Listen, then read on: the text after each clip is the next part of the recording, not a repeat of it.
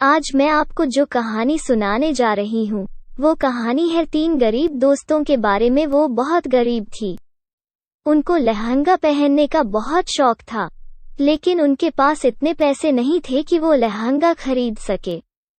फिर उनको एक बूढ़ी जादूगरनी मिलती है जो कि उनको जादुई लहंगा देती है। देखिए वो उस लहंगे से क्या करती हैं। एक गांव में 3 सहेलियां लक्ष्मी, अदिति और अनाया रहती थी। वो बहुत गरीब थे।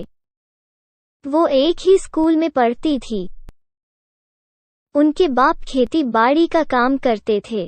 उनके माता पिता किसी ना किसी तरीके से खेती बाड़ी करके उनको पाल रहे थे। उन तीनों में बहुत गहरी दोस्ती थी।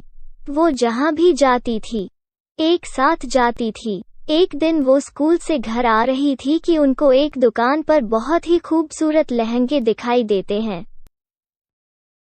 वो उन्हें देखकर बहुत खुश होती हैं। यह देखो, यह कितना खूबसूरत लहंगा है। मेरा भी जी कर रहा है कि मेरे पास ऐसा लहंगा हो। दिल तो मेरा भी करता है कि मेरे पास ऐसा लहंगा हो, लेकिन तुम्हें तो पता है कि हमारे माता पिता कितने गरीब हैं। वो कितने मुश्किल से हमें पाल रहे हैं।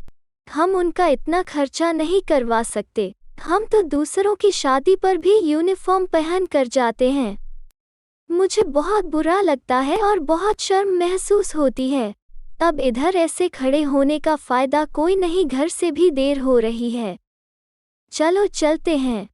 इस सब के बाद वो दुखी मन से घर जाने लगती हैं। रास्ते में उनको एक बूढ़ी औरत मिलती है। अरे यह देखो, यह बूढ़ी यहाँ क्या कर रही है। यह तो बहुत प्यासी लग रही है। चलो इसके पास चलकर देखते हैं।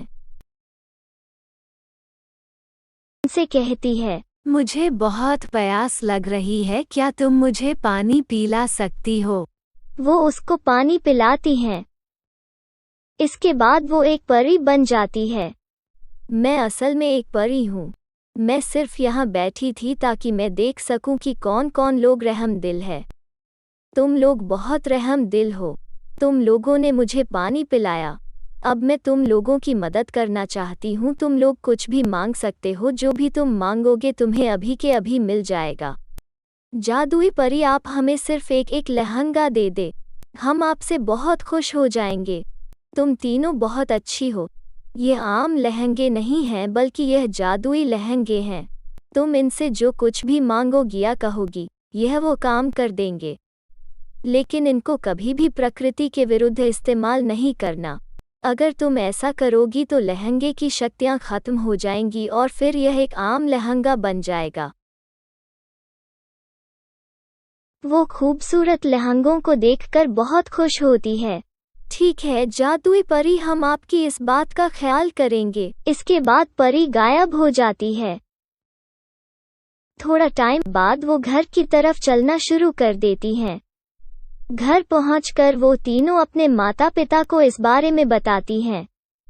उनके माता पिता बहुत खुश होते हैं। इसके बाद ज़रूरत की हर चीज़ मांग लेते हैं और अपने लिए एक बड़ा सा घर तीनों मांग लेती हैं। एक दिन वो तीनों कहीं जा रही थी। उनको आसमान में परिंदे उड़ते हुए नजर आते हैं। वो देखो, परिंदे कितने मजे से आसमान में उड़ रहे हैं। कैसा रहेगा अगर हम भी आसमान में उड़े?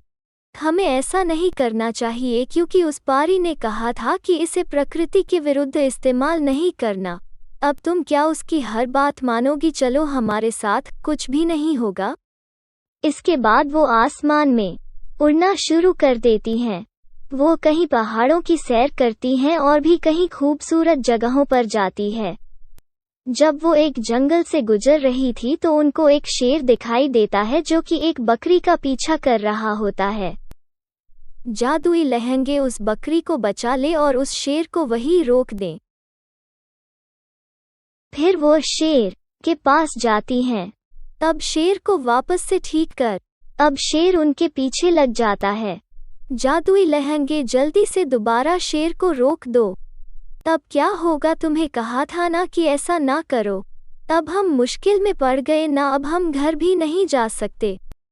तब तो हम इस शेर का खाना ही बनेंगे। लेकिन लहंगा उनकी एक बात भी नहीं सुनता। फिर अचानक वहां पर ही आ जाती है, वो शेर को रोक देती। तुम्हें कहा था ना कि इसे प्रकृति के विरुद्ध इस्तेमाल नहीं करना। तुम लोगों ने ऐसा ही किया। अब अगर शेर बकरी को नहीं खाएगा तो वो जिंदा कैसे रहेगा? यह कुदरत के असूल हैं। यह जैसे हैं इनको ऐसे ही चलने देना चाहिए। तुम लोगों ने मेरी बात नहीं मानी, इसलिए अब लहंगे की शक्तियाँ खत्म हो गई है। फिर वो उन तीनों को उनके घर छोड़ जाती है।